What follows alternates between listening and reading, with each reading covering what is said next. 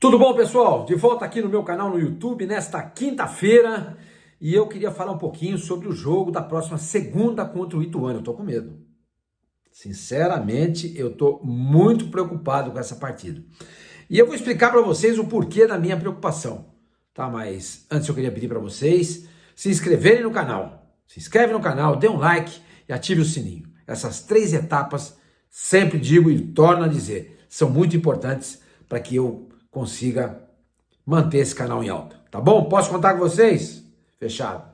Gente, é o seguinte, eu tô preocupado com esse jogo porque o Ituano, na última rodada, fez uma importante vitória contra o Botafogo em Ribeirão Preto por 1-0. Com esse resultado, o Ituano, ele chegou a 34 pontos, está na 18ª colocação. 34. Aí eu fui dar uma olhada e dar uma olhada na pontuação nos últimos 10 anos. O que um time precisou fazer nos últimos 10 anos para evitar o rebaixamento? Então eu somei todos os anos, o time que não foi rebaixado, o time que acabou em 16º lugar, somou quantos pontos? E aí eu fiz uma média, dividi o total de pontos por 10 e cheguei ao número de 43. Então, se 64 pontos, o Carille diz que é o número mágico para o Santos já garantir a classificação, 43 pontos é o número mágico para o Ituano evitar o rebaixamento. Ele tem 34. Para ele chegar a 43, ele vai precisar de 9 pontos. 34 com 9, 9 e 4, 13, vai 1, 3 e 1, 4. Tá? Então ele chegaria aos 43 pontos. Agora, como é que o Ituano chegaria a esses 43 pontos? Ele tem 3 jogos em casa. 3 jogos significam 9 pontos, se vencer todos. Sabe quais são os jogos que o Ituano tem em casa? Santos, o CRB, que está ali brigando com ele, tem 36 pontos, está na 16ª colocação, e encerra o campeonato na última rodada jogando em casa contra o Amazonas. Se o Ituano vencer esses 3 jogos, teoricamente, ele escapa do rebaixamento. Mas tem que ser o tal do step by step, ou seja, passo a passo. Qual é o primeiro passo? O primeiro passo é exatamente o Santos na próxima segunda-feira, às 7 horas da noite.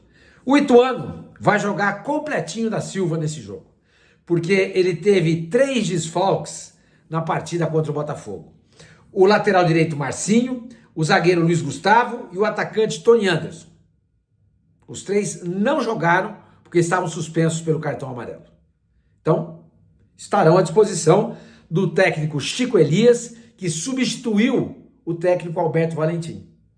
O Chico Elias, que é um técnico, né? Ele era um analista de base e tal, enfim, fazia lá scout dos times. Então, há 6 anos ele trabalha no Ituano. Ou seja, ele conhece o time.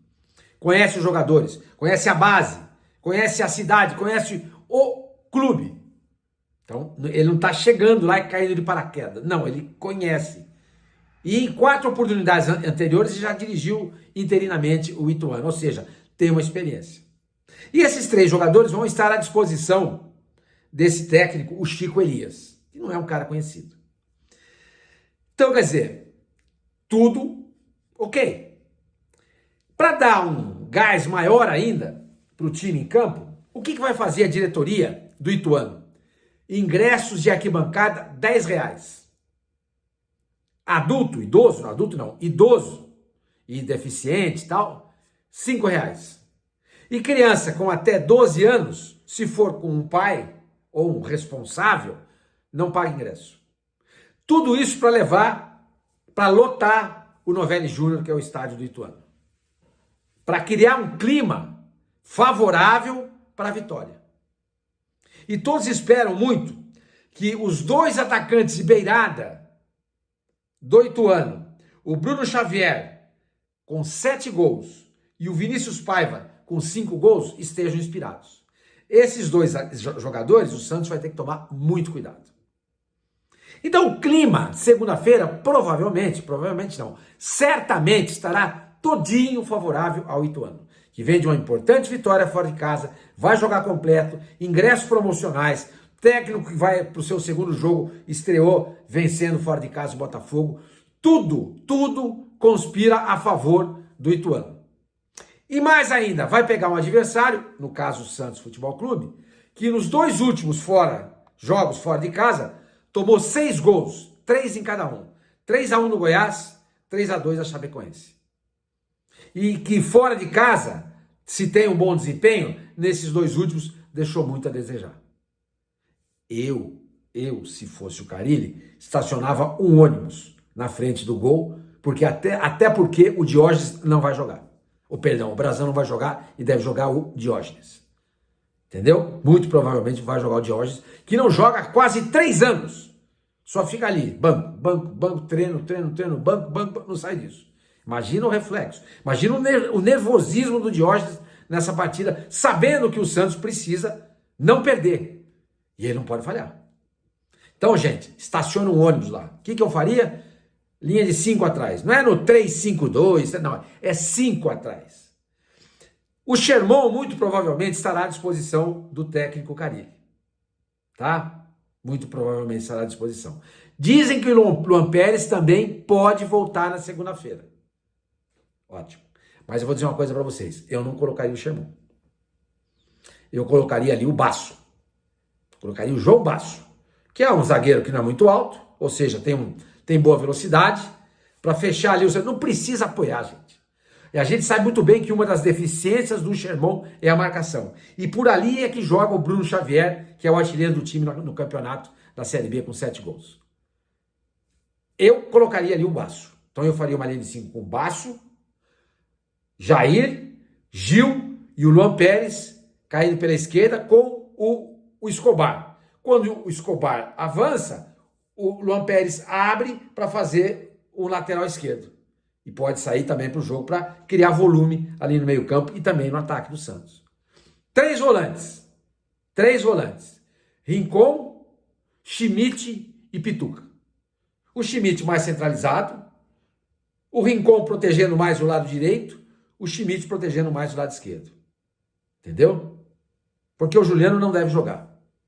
E na frente você tem o Guilherme e o Wendel. Então você teria 5 atrás, com 3 jogadores à frente, preenchendo. Não é pebolim, você vai mexendo.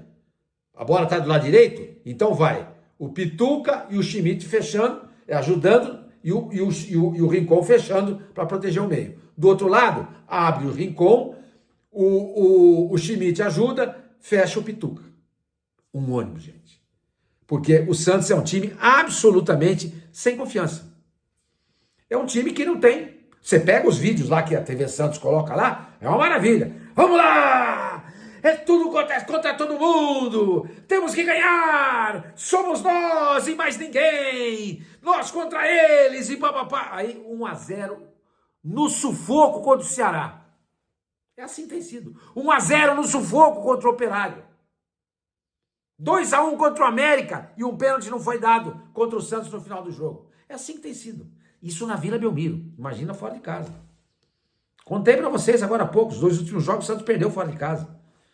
Então, meu companheiro, o Santos é um time sem confiança, sem personalidade para jogar fora de casa. E se depender das ideias do treinador, não acontece nada. Porque ele é um homem sem ideias. Sem ideias e preguiçoso. Hoje eu estava conversando com meu amigo Ivan Drago, da Rádio Transamérica. Vocês conhecem. Foi lá no programa nosso, lá no Opinião Placar, na Placar TV, onde eu participo de segunda a sexta, das 11h30 até 1h da tarde. E o Ivan Drago fica dizendo, não, porque ninguém é preparador físico, ninguém hoje em dia treina 2 períodos. Não, ninguém treina porque todo mundo disputa 2, 3 campeonatos. O Santos disputa 1. E o Santos segue treinando 1 vez por dia. Vai lá. Continua. Então, você não treina. Os jogadores não têm preparo físico porque não treinam. Os jogadores não têm variação de movimentos em campo porque não treinam. O time é um time, óbvio, que é facilmente anulado pelos adversários. E que sobrevive da qualidade técnica de alguns jogadores. Entre eles o Pituca, o Guilherme, o Juliano, o Schmidt, o Otero num vislumbre durante o jogo. É isso, o Santos vive disso. Então, quando desses caras tem um repente no jogo, sai um gol. Porque se depender do conjunto, não tem nenhuma jogada ensaiada.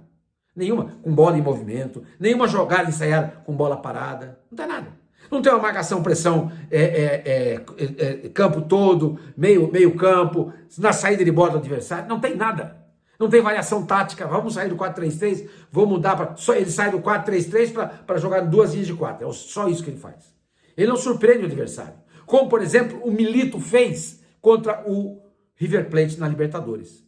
Sacou o Rubens, passou o Arana, que estava jogando no meio campo, para a lateral esquerda. Ou para a ala esquerda, porque estava com 3 zagueiros. E colocou o Davidson. Aí ele ficou na frente com o Paulinho, com o Hulk e com o Davidson. O que aconteceu? 3-0. O River Plate não viu a cor da bola. Não viu a cor da bola. Então, é isso que precisa. Variações táticas de peças para você surpreender o adversário.